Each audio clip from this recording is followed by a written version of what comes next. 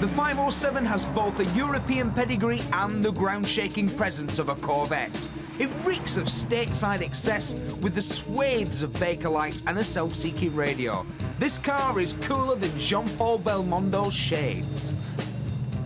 The 507's shark-like lines were drawn by Graf Goertz, and he was the chap who later dreamt up the Datsun 240Z. It epitomised the fascination with the space race, and it had a fabulous 3.2-litre V8 engine that made it go like a real road rocket. The 507 was a supercar before the term had been invented. There are styling cues from the 507 in BMW's current Z3 convertible, but that car won't have an exhaust note like this. Aimed at the American market, its downfall was its price. US dealers wanted the 507 to sell for $5,000, but when BMW set the price at $9,000, they were left sobbing into their schnapps. But BMW didn't get where they are today by making the same mistake twice.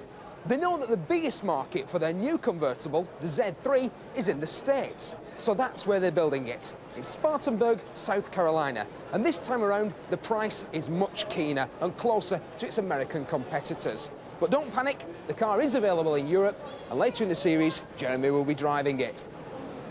MG are also selling their new car, the MGF, by showcasing it alongside more traditional flat-cap fare like this MG TF. For a glimpse of what might have been, here's the EXE prototype. A shame that it was deemed too avant-garde for our middle-class tastes.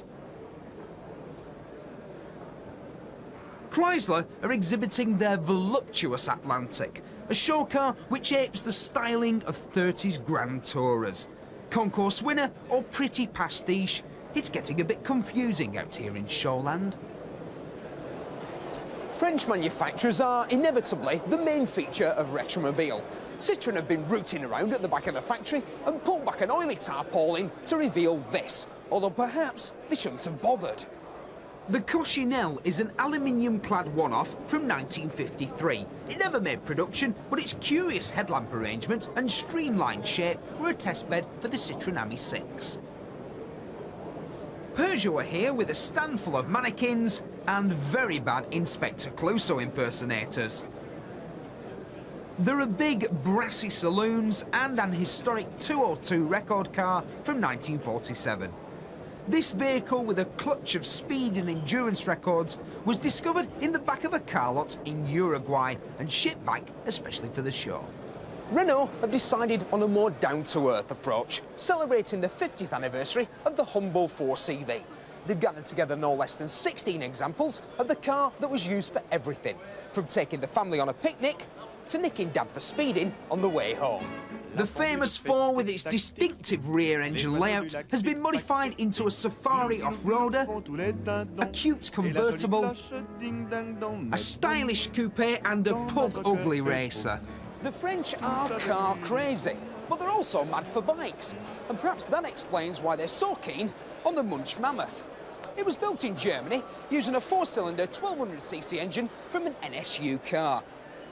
You know, throughout history, people have often thought that putting a car engine in a bike was a good idea. And you know what? They've all been wrong. French manufacturer Gnome Rhone were a little more conventional, but a good deal more elegant. This 1934 twin-cylinder has a pressed steel frame and pressed steel forks. During the war, this very machine was commandeered by the Nazis, stolen back by the resistance, and after the Allies had liberated Paris, returned to a very grateful owner. Right, that's your lot from the 21st Retromobile. The welcome inside was warm, but the weather outside was brass monkeys. Fortunately, I came prepared. Now, where did I leave that Vespa?